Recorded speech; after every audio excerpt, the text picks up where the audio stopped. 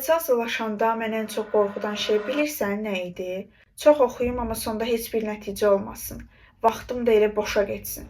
Elə sonra dostlarımla birlikdə IELTS dərslərinə yazılmaq üçün Time Academy-yə gəldik və mən bir daha sistemli çalışmağın önəmini anladım. Düzü mən düşünürəm ki, kursum hər kəs üçün deyildi. Çünki biz çoxluqdansa keyfiyyətə əsaslanırdıq. Elə ona görə də kiçik qruplarla daha dərin öyrənə bilirdik. Kurs ən əsası mənim vaxtımı və enerjimi düzgün yönləndirməyə kömək edirdi. Minimum resursla öz potensialıma çatmaq mümkün oldu. Bəzən motivasiya olsun deyə divarlara notlar da yapışdırırdıq. Mənim notumu da elə Time Academy-nin divarlarında görə bilərsiniz. Sınaq imtahanlarına, yəni mocklara qaldıqda isə onları komandaya yaxınlaşıb book edirdik.